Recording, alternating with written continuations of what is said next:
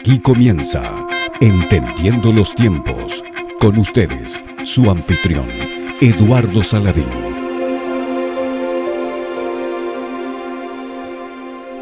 Bienvenidos a su programa Entendiendo los Tiempos. Nuevamente queremos agradecer todas sus muestras de apoyo y de aliento que nos dan continuamente por diferentes medios, y gracias por contactarnos de diferentes países de habla hispana. Y queremos invitarles, si no se han suscrito al programa, para que lo hagan y puedan recibir nuestros nuevos capítulos cada semana. Pocos personajes en la historia han tenido un impacto más profundo y de más largo alcance que nuestro Señor Jesucristo. La influencia de su vida, de su obra y de sus enseñanzas se puede palpar ampliamente a lo largo de estos 20 siglos que han transcurrido luego de su paso por el mundo. Para muchas personas, Jesucristo fue un gran maestro, como fue Buda, como fue Confucio, como fue Mahoma. Sin embargo, nosotros los cristianos creemos que solo en Cristo está la verdad absoluta y solo en Él hay salvación. Y decimos esto porque es bueno entender que en esta sociedad pluralista, cuando hablamos de salvación, muchas personas dicen que todos los caminos conducen a Roma, que todas las religiones salvan, que lo importante es que seamos sinceros al creer. Y los cristianos, repito, decimos que solo Jesucristo salva. Y esto levanta mucha controversia, mucho antagonismo. Y estad siempre preparados para presentar defensa con mansedumbre y ser así entendidos de los tiempos. Y para hablar de este tema tenemos con nosotros a Sugel Michelén. Sugel, ¿qué tú dirías en relación a todo este antagonismo que se levanta, todos esos ataques cuando decimos que solo en Cristo está la verdad absoluta y solo en Él hay salvación? Bueno, lo primero que diría es que ese antagonismo no es nuevo, no hay nada nuevo debajo del sol, dice en Eclesiastés. Es interesante notar, Eduardo, que los cristianos fueron perseguidos en el primer siglo por el Imperio Romano, y la razón por la que fueron perseguidos no era porque ellos estaban predicando una nueva religión. Los romanos eran muy tolerantes con la religión que tuvieran los pueblos que ellos conquistaran, siempre y cuando adoraran al César, ¿verdad?, como el Curios o como el Señor. De manera que la razón por la que los cristianos fueron perseguidos en el primer siglo fue por la exclusividad del cristianismo. O sea, lo que molestaba a los romanos no era el hecho de que los cristianos adoraran a Cristo, porque vuelvo y te repito, normalmente los romanos asumían y de hecho adaptaban las religiones de los pueblos conquistados. El problema es que los cristianos decían, solo Cristo es el Señor, solo Cristo es el Curios. Nosotros no adoramos a nadie más porque en nadie más está la salvación, porque en nadie más está la verdad. Y eso fue lo que levantó esa fuerte oposición a la fe cristiana durante los primeros 3 siglos de la historia de la iglesia. Luego, más adelante, cuando nosotros llegamos al siglo XX, sobre todo después de la segunda mitad del siglo XX, la Segunda Guerra Mundial provocó que algunas personas se preguntaran, oye, ¿qué podemos hacer para que el mundo no vuelva a haber una guerra igual a esta? Y la respuesta, Eduardo, fue interesante. Debemos acabar con todos los dogmas. Es el dogmatismo lo que vuelve al hombre tan beligerante, por la que se levantan las guerras, y por lo tanto echemos fuera toda religión, toda declaración que pretenda ser la verdad absoluta. De manera que a partir de la segunda mitad del siglo XX y durante todo el siglo XXI, lo que nos lleva del siglo XXI, el cristianismo sigue siendo un flanco de ataque por parte del mundo secular, precisamente por la exclusividad del cristianismo. Mira, Eduardo, tú puedes practicar yoga, tú puedes ser budista, tú puedes creer en el yin y el yang, puedes creer en muchísimas cosas y nadie te va a molestar por eso. Pero desde que uno dice que uno es cristiano, inmediatamente te tildan de que tú eres un intolerante, de que tú eres un recalcitrante, de que contigo no se puede hablar, porque a la gente le molesta la exclusividad del cristianismo. Sugel, ante lo categórico de esa declaración que tú has hecho, muchos pueden decir que los cristianos somos unos presuntuosos. ¿Qué tú dirías a esto? Que es irónico que muchas personas digan admirar a Cristo, pero al mismo tiempo no aceptan la exclusividad del cristianismo, porque no somos los cristianos los que decimos eso, Eduardo, es Cristo que lo dice. O sea, en otras palabras, si yo creo que Cristo era un hombre que hablaba la verdad, entonces yo tengo que aceptar la exclusividad del cristianismo, porque Jesús no da chance para que haya nadie más al lado de él. O yo llego a la conclusión de que Jesucristo era un engañador, o que era un loco, como dicen algunos, o que era un megalómano. Pero lo que yo no puedo aceptar de ninguna manera es que él era un hombre bueno, un buen maestro de la religión, y no aceptar su exclusividad. Porque él mismo dice, yo soy y nadie más. Entonces, no somos nosotros los que decimos eso, Eduardo. Es Jesús que lo dice. Ok, Sugel, yo quiero ahora que tú me demuestres eso a la luz de las Escrituras. Porque estamos hablando de entender los tiempos desde una perspectiva bíblica. Y a mí me gustaría escuchar esa argumentación a través de la Biblia. Mira, hay muchos textos, de verdad, muchos, que yo te puedo citar. Pero yo creo que hay uno que es muy conocido y pienso que es el mejor punto de partida para demostrar lo que yo acabo de decir.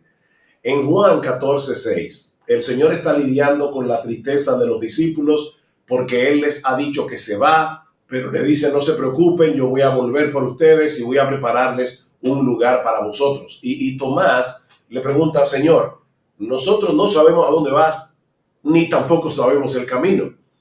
Y en ese contexto, en Juan 14:6, Cristo le dice, yo soy el camino y la verdad y la vida. Nadie viene al Padre sino por mí. Fíjate, aquí hay dos declaraciones que yo debo separar. Por un lado, Cristo dice, yo soy, y el texto original, que es el griego, es muy enfático. Es como si Cristo estuviera diciendo, yo mismo y solo yo soy el camino. Fíjate, Eduardo, que él no dice yo soy un camino entre muchos. No, yo soy el camino, yo soy la verdad y yo soy la vida.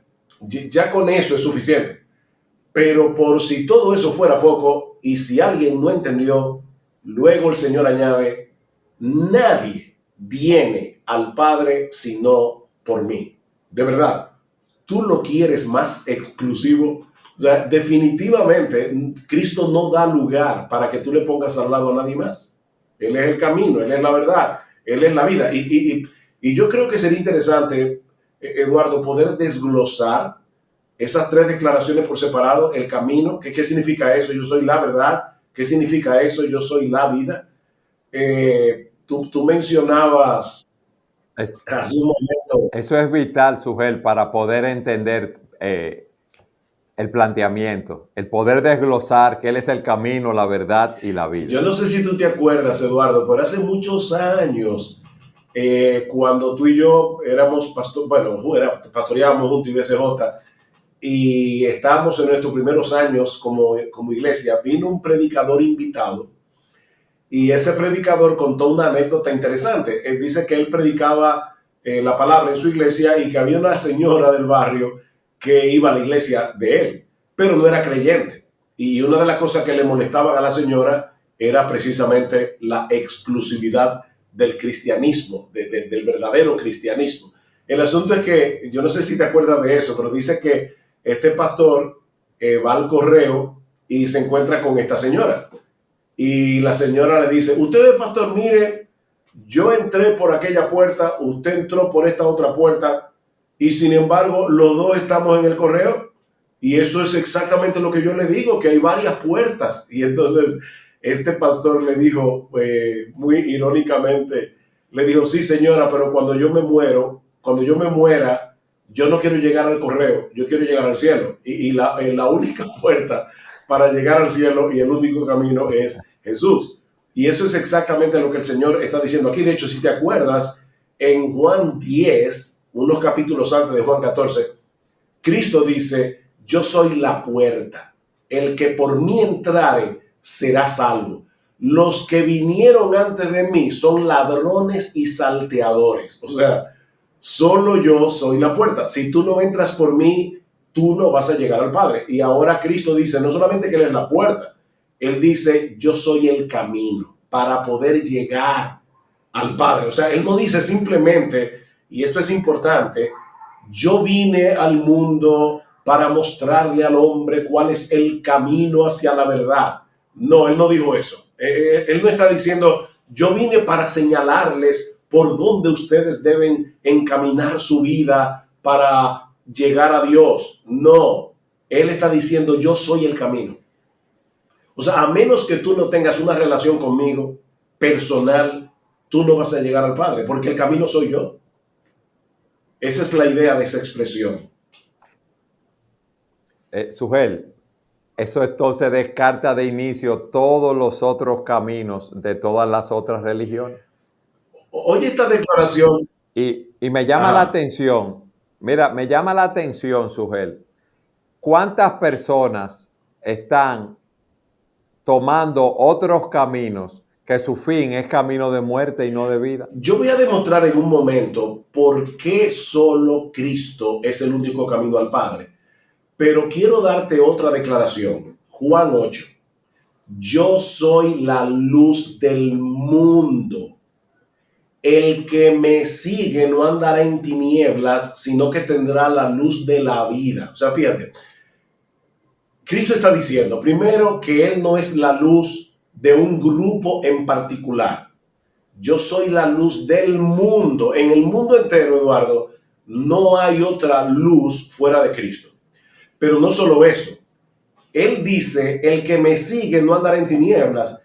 ¿Qué significa eso? Que todo el que no lo sigue está en tinieblas. O sea, la declaración es, el mundo entero está en tinieblas, excepto si tú vienes a mí y me sigues a mí, porque yo soy la luz del mundo. Por eso es que vuelvo y te reitero, como decía C.S. Lewis, con Cristo no hay medias tintas.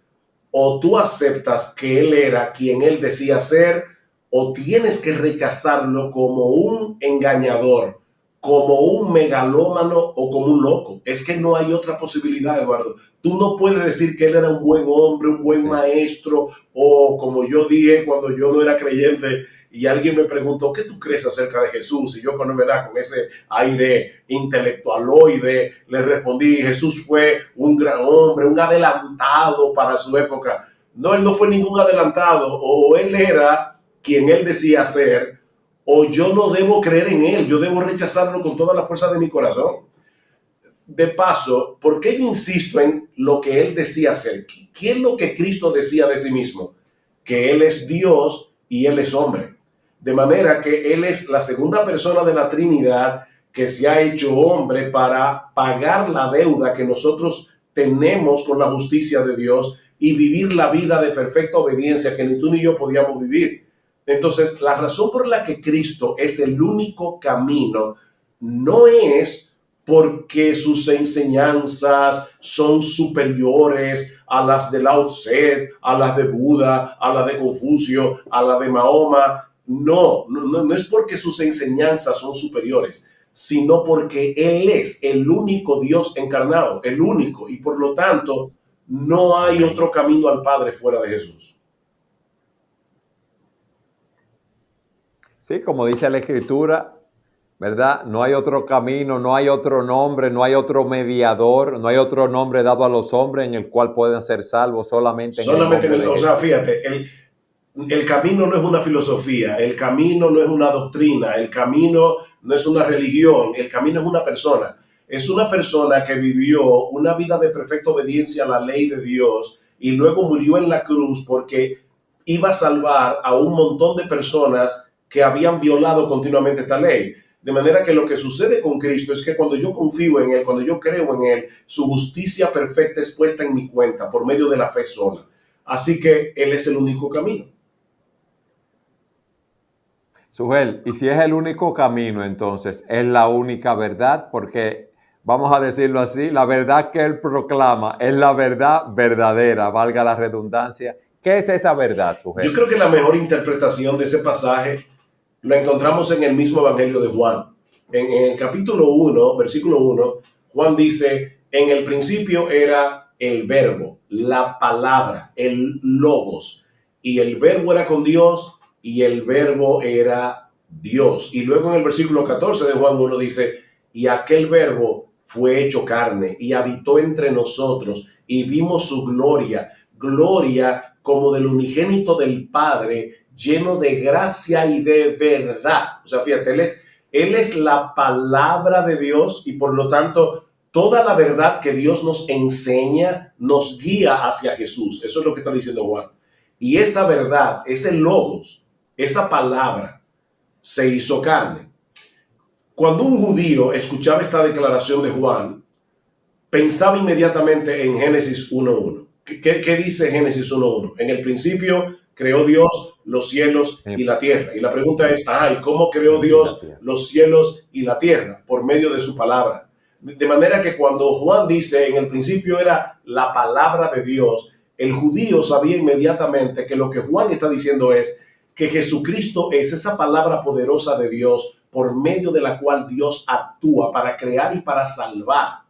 Por eso dice, todas las cosas por Él fueron hechas y sin Él nada de lo que ha sido hecho fue hecho. Dice en Juan capítulo 1, versículos 2 y 3. Así que Cristo es el creador, pero también es el mensaje final de Dios.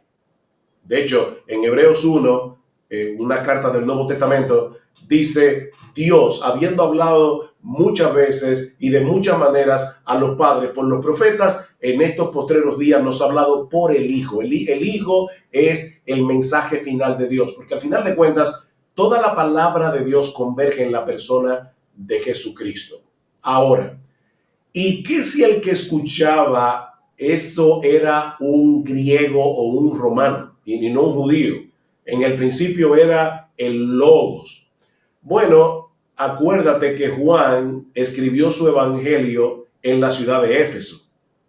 De hecho, tuve la oportunidad, el privilegio en una ocasión, por una razón de un viaje que di y pasaba por Turquía, estuve en Turquía, y Gloria y yo, mi esposo y yo, fuimos a ver en un lugar arqueológico donde se cree que estaba la casa de Juan. Ahora, ¿por qué es importante eso? Porque en Éfeso, en el siglo IV a.C., vivió un filósofo muy famoso llamado Heráclito.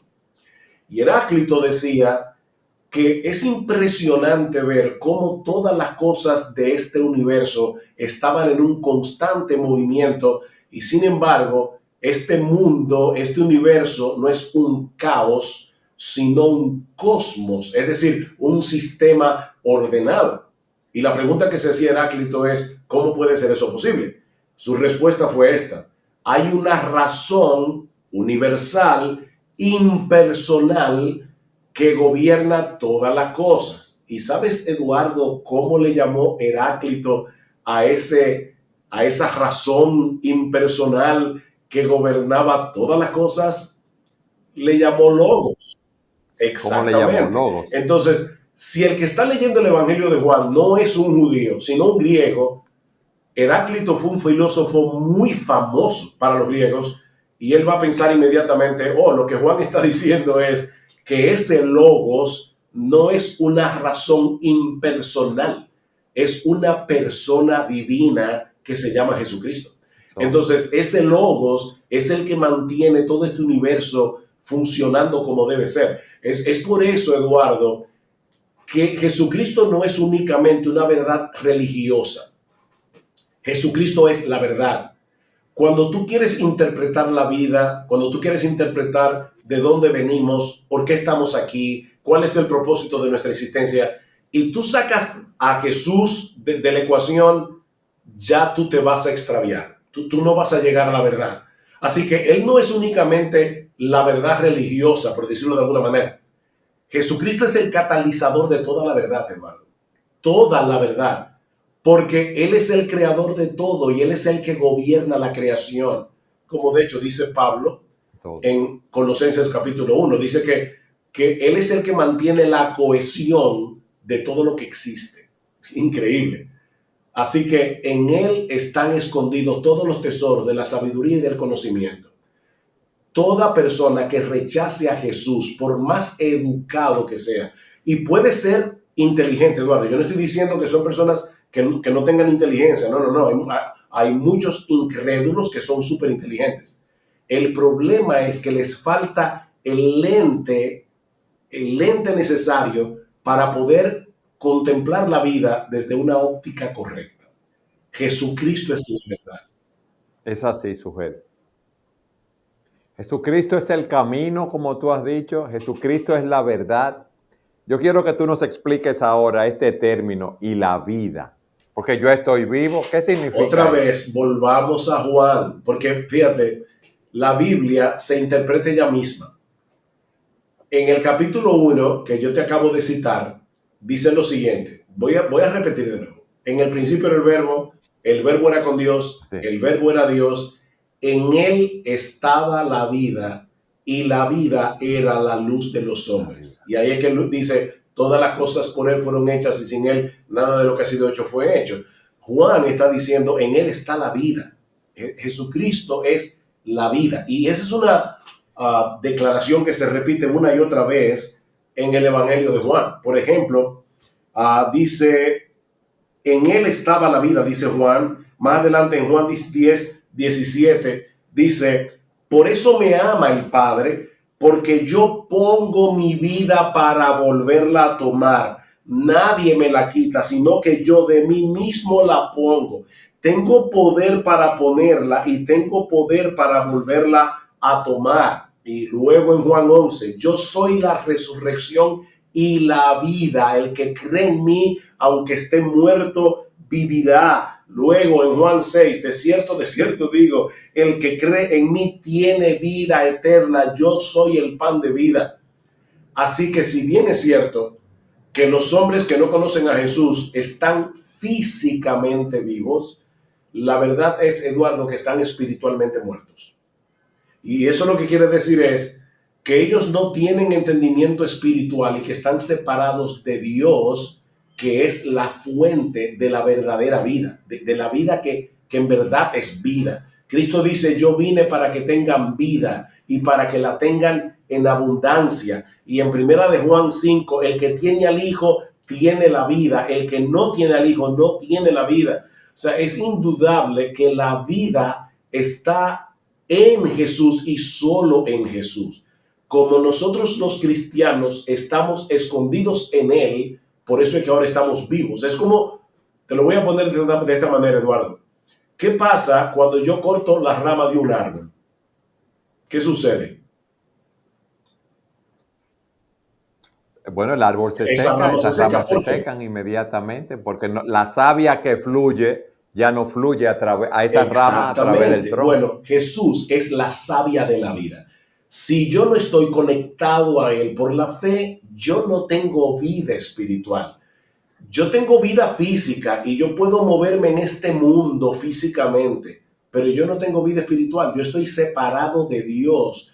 Yo estoy en tinieblas. Yo no puedo interpretar correctamente las cosas. Estoy muerto y cuando muera físicamente, voy a morir espiritualmente por toda la eternidad. O sea, lo que yo tengo ahora, el pecador tiene ahora la oportunidad de creer en Cristo y como dice el Señor, de cierto digo, el que oye mi palabra y crea al que me envió, tiene vida eterna y no vendrá condenación, sino que ha pasado de muerte a vida. Si tú no tienes a Cristo, tú no has pasado de muerte a vida. Todavía estás muerto espiritualmente hablando.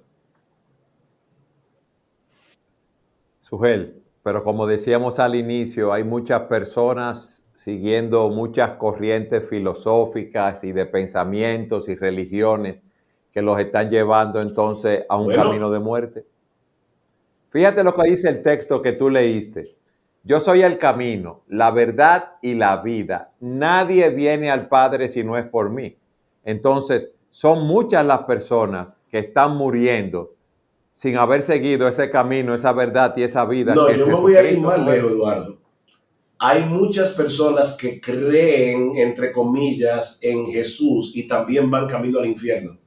Porque el tema no es simplemente creer en Jesús, es creer en Jesús como el Dios encarnado que murió en una cruz por mis pecados. O sea, yo puedo decirte, no, pero mira, yo tengo mucha fe en Jesús. Cuando yo tengo un problema, yo le pido a mi Jesús que me resuelva ese problema. O sea, yo puedo creer en Jesús, como yo he dicho muchas veces, ¿verdad? Como una mezcla de psiquiatra todopoderoso con genio de la lámpara de Aladino. Y eso no me va a llevar al Padre, porque ese no es el Jesús de la Biblia. Entonces, lamentablemente, Eduardo, hay muchísimas personas en el día de hoy que dicen creer en Jesús y van camino al infierno. Y eso no lo digo yo, eso lo dijo Jesús. En Mateo capítulo 7, Cristo dice, no todo el que me dice Señor, Señor, entrará en el reino de los cielos, sino el que hace la voluntad de mi Padre que está en los cielos. Y ahora escucha, muchos me dirán en aquel día, pero Señor, Señor, y no profetizamos en tu nombre, y en tu nombre hicimos muchos milagros, y en tu nombre echamos fuera demonios.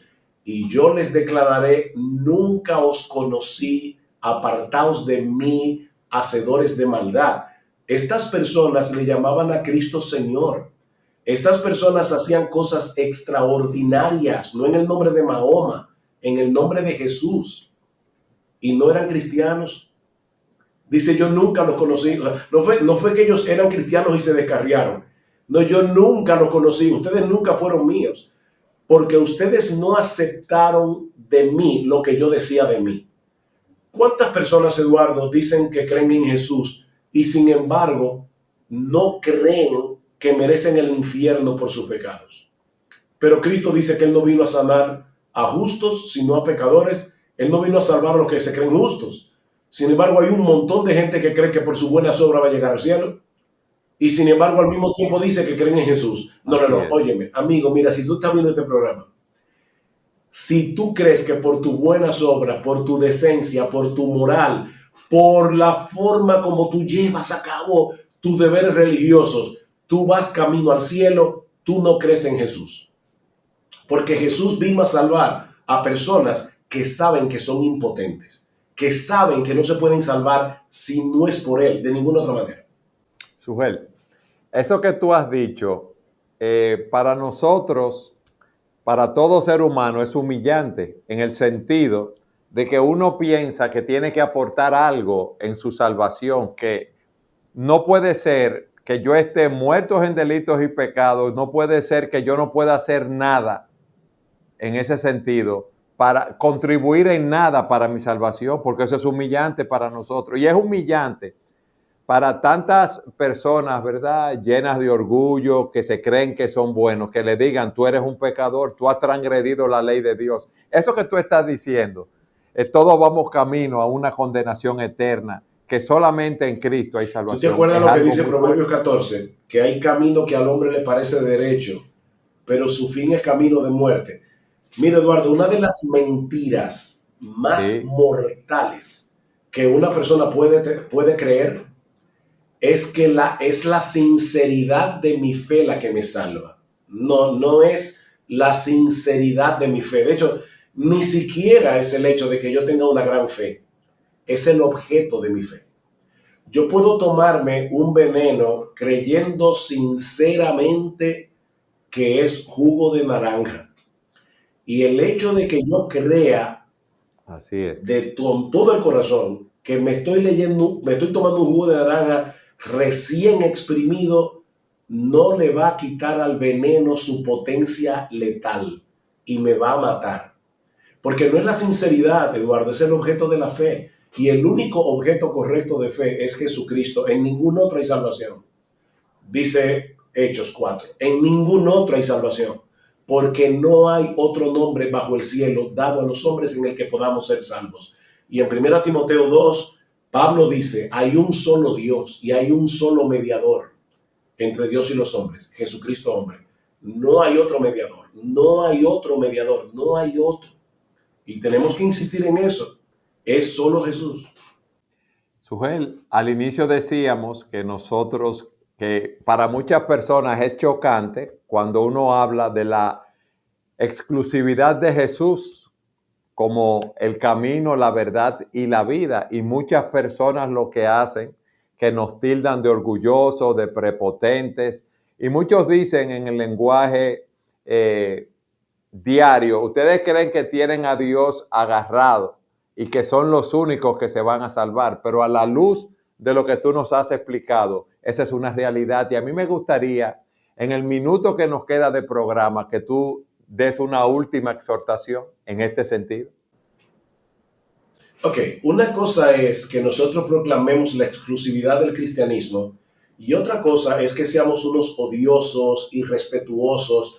Yo debo respetar a todo ser humano hecho a la imagen de Dios, no importa lo que crea, pero también debo amar a las personas. Y si yo amo a las personas y las veo que van caminando por un camino que ellos creen que los lleva a la vida, pero que yo sé por la Escritura y por lo que el mismo Jesús dice que van camino a una condenación, el amor debe llevarme a decirles que están equivocados y que deben volverse de sus pecados a Dios por medio de Cristo y confiar únicamente en Él. Eso no es intolerancia, eso no es aborrecimiento a las personas, eso no es ser soberbio y orgullosos, eso es amar a personas que van por un camino equivocado hacia una condenación eterna. Solo en Cristo hay salvación, solo en Él y en nadie más. Sujel, gracias por haber estado con nosotros.